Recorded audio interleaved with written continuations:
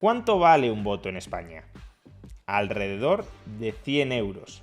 ¿Y cuáles son las implicaciones de que el precio de un voto sea tan bajo? Veámoslo.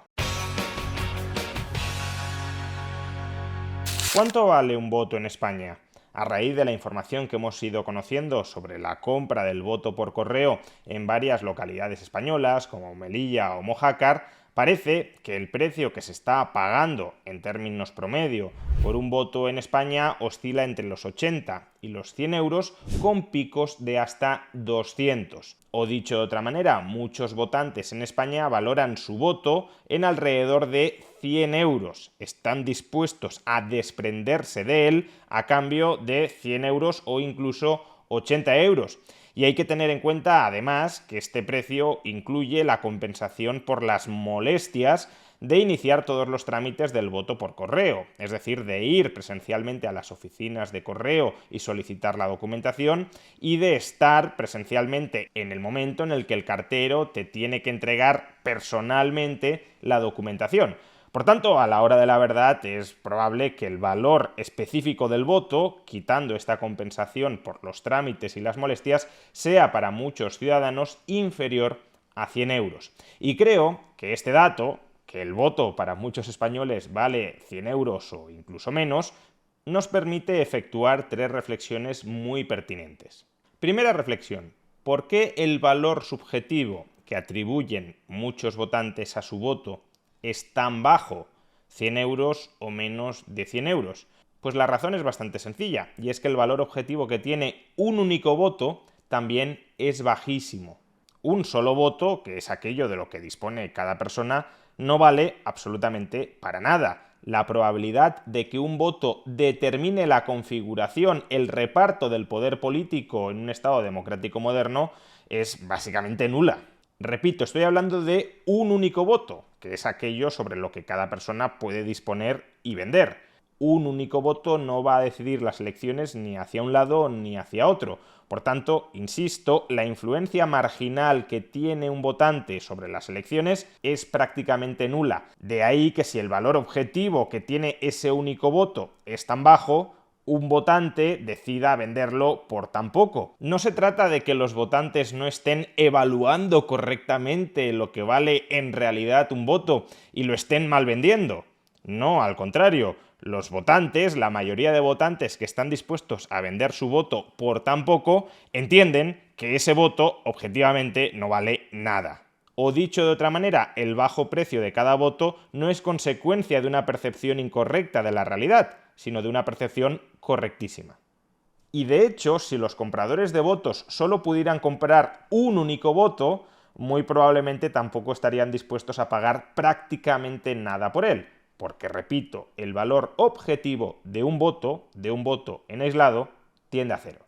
Ahora bien, y en segundo lugar, que un voto en aislado tenga un valor que converge a cero no significa que muchos votos tengan un valor que converja a cero. Cuando uno es capaz de comprar no solo un voto, sino muchos votos, existe un efecto red que progresivamente va dotando de mayor valor a cada uno de los votos que estás adquiriendo, porque cuantos más votos poseas, más incrementas la probabilidad de ser tú quien determina la configuración del poder político en una determinada sociedad democrática. Y claro, en nuestras sociedades democráticas hiperestatalizadas, donde se otorga una carta blanca al Estado para que haga prácticamente lo que sea dentro de nuestras vidas, es decir, donde se reconoce una soberanía casi absoluta al poder político, ni siquiera a efectos prácticos limitada por la Constitución, dado que la propia Constitución puede ser reformada a través del voto. En estas sociedades hiperestatalizadas, de donde le atribuimos al Estado un poder casi absoluto, ser capaz de determinar la dirección de ese poder casi absoluto tiene un valor elevadísimo. Por ejemplo, y solo en términos presupuestarios, el conjunto de administraciones públicas españolas maneja cada año más de medio billón de euros, más de 500.000 millones de euros. Por tanto, si eres capaz de controlar el poder político del Estado español, eres capaz a su vez de controlar la distribución de más de 500.000 millones de euros. Por no hablar de que, claro, también puedes aprobar normativas que te permitan orientar las dinámicas sociales en tu favor. Por ejemplo, repartiendo premios, privilegios a tus amigos y repartiendo sanciones, castigos a tus enemigos. Y tener el poder de controlar todo esto, claro, es muy valioso. Y en este sentido puede llegar a resultar sorprendente cuán barato sería en una sociedad democrática comprar todo este gigantesco poder político. Por ejemplo, en las elecciones generales del año 2019 en España, el censo electoral estaba compuesto por 24,5 millones de votantes. Por tanto, se necesitarían 12,25 millones de votantes para alcanzar la mayoría absoluta. En realidad menos, porque no todo el mundo va a votar, pero imaginemos que va a votar el 100%. Bueno, pues con 12,25 millones de votos tienes asegurada la mayoría absoluta.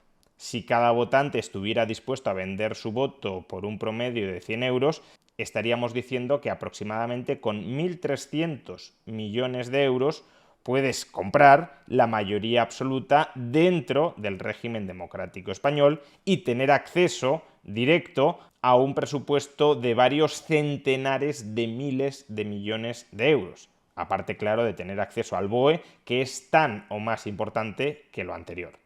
Por supuesto, si hubiese varias organizaciones políticas compitiendo por comprar los votos, el precio de cada voto superaría en mucho los 100 euros, dado que el valor agregado de 12,25 millones de votos es muy superior a 1.300, 1.200 millones de euros.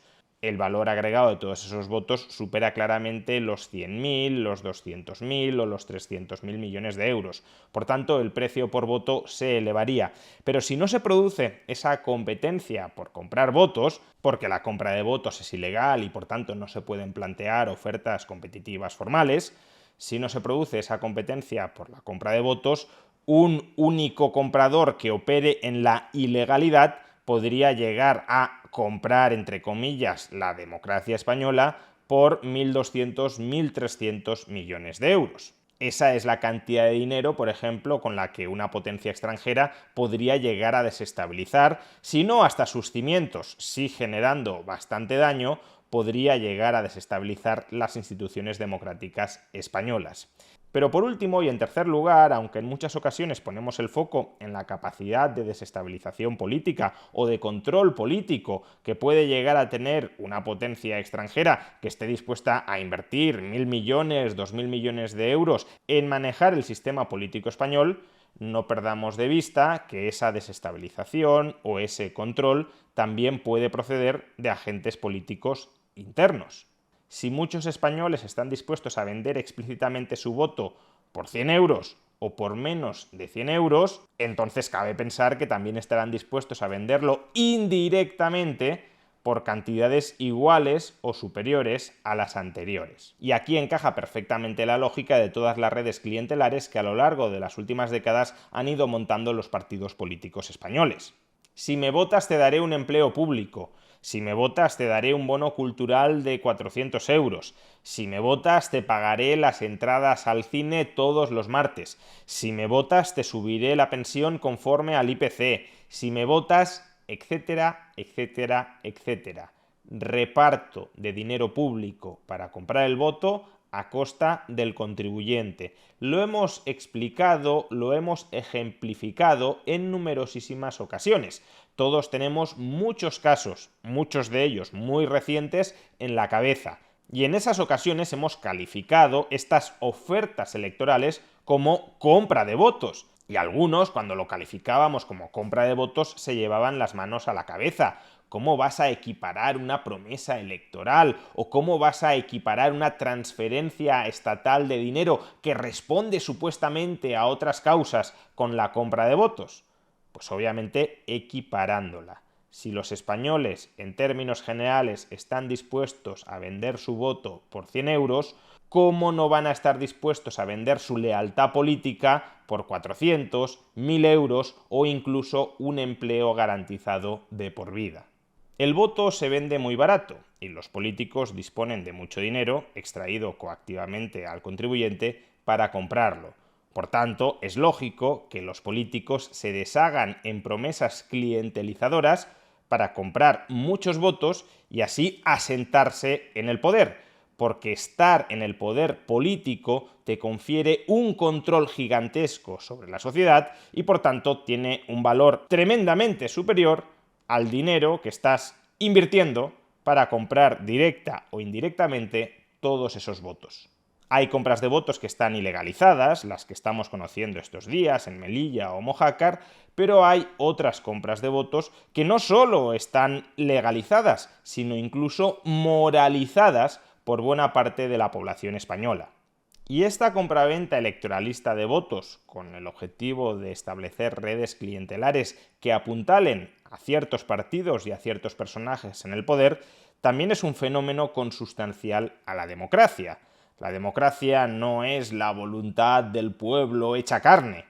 La democracia es un sistema de organización del poder político y ese poder político siempre es susceptible de abuso y de corrupción. De ahí que lo que deberíamos buscar es limitar los ámbitos de ese poder político. Es decir, no solo que cada voto individualmente considerado no valga mucho, sino que el conjunto de votos en agregado tampoco tengan mucho valor.